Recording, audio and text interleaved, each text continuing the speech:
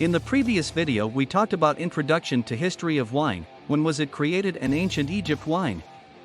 In this video, we are going to talk about history of wine part 2. So before starting this video, like this video and subscribe to our YouTube channel for future updates. The fact that wine is still employed in the Catholic Church as a substitute for the blood of Christ during rituals that are carried out in the modern day is evidence of the significant role that wine has played over the course of history. At one point in history, the presence of a thriving wine industry was seen as another evidence of a culture's level of wealth. During that time period, only societies who had already achieved a high level of development were able to sustain a robust and competitive wine business. It is a widely held view that wine had an important role in the evolution of culture in Western societies. Number 4. The Egyptian fermentation process.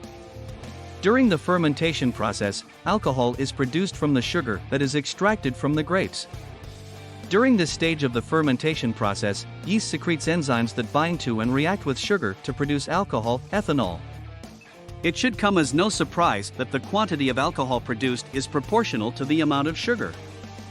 Approximately 15% is the highest concentration of alcohol in which yeast can continue to thrive. The sweetness of the beverage will be enhanced by any sugar that is still there. It would only be fermented for a brief period of time so that the beverage would have a light body after consumption, a few days. On the other hand, if you want the finished product to be dense, it must be fermented for an extended period of time, many weeks, and it must also be heated, since this increases the rate at which sugar is converted. It's possible that the seeds, stalks, and stems were left in the must so that they may provide color and bitterness to the wine.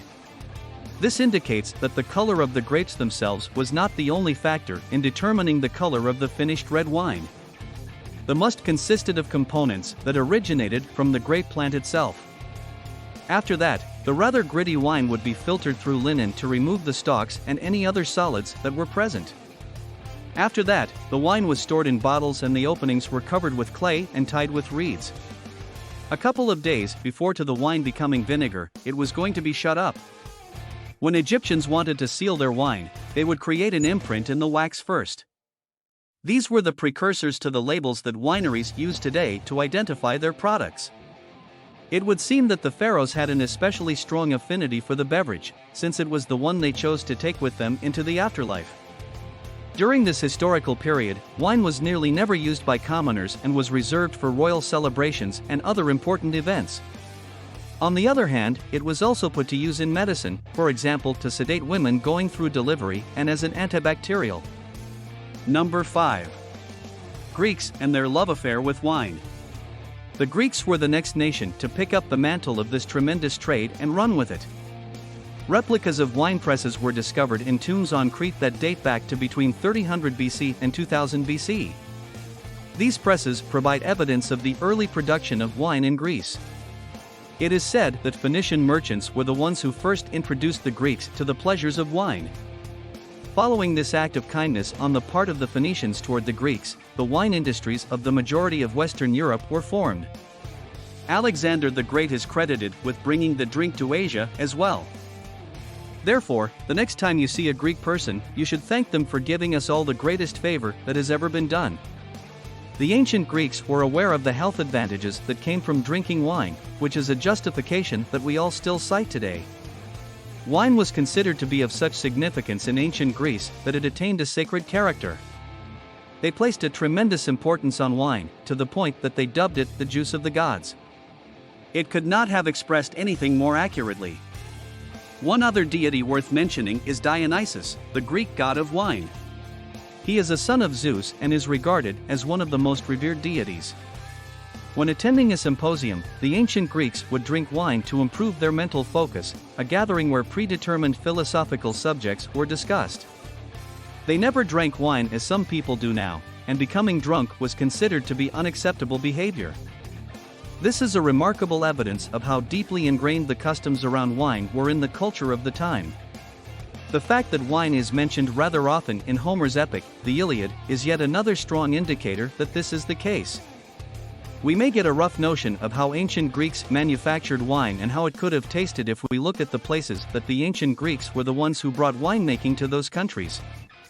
A further indication of the taste of the wine is provided by the Greek varietals that have been preserved, such as Limnio, Athiri, Adani, and Muscat. The ancient Greek wine became so popular in Europe that Greek immigrants in those nations used vine cuttings to proliferate with the wild vines they found all across the continent. This led to the spread of Greek wine throughout Europe. Since this is the case, it stands to reason that a significant number of the grape types cultivated today may be traced back to their Greek ancestors. It is well knowledge that the districts of Chios, Thassos, and Lesbos all produced wines of a superior quality, whilst the wines produced on Samos were of a subpar standard. The ancient Greeks were the first people to recognize that the local ecology had a significant impact on the flavor profile of the wine that it produced. They were the first people to establish their own appellations of origin, and anybody who was found to be in violation of them faced harsh punishment. The consumption of sweet wine was highly prized in ancient Greece, as it still is today. This might have been a result of its durability, but it is more probable that its appeal was a result of its sweetness as well as its greater amount of alcohol. It is not a well-kept secret that the Greeks like sweetening their wine with honey and spices as well as mixing it with water. Amazingly, this may even include seawater. This demonstrates how deeply the rituals around wine were ingrained throughout the society.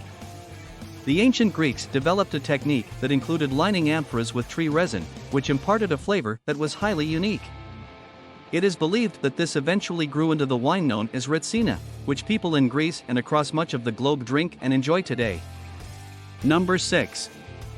Greeks and their recent wine history. Because the Muslim Turks aggressively taxed wine producers and tried to restrict the production of wine during their conquest of Greece, the Greek wine industry came perilously close to being destroyed. Because of this, a great number of farmers were forced to give up their businesses, and the only ones who were spared from paying the excessive tax were monks. Thankfully, the monks in Greece managed to keep the skill alive during the 400 years that the country was colonized. The year 1821 was the year when Greece attained its freedom. The French farmers, whose vineyards had been decimated by the phylloxera bug, had a significant demand for raisin-producing vines, which led the Greek farmers to begin the process of replacing their vines with raisin-producing plants.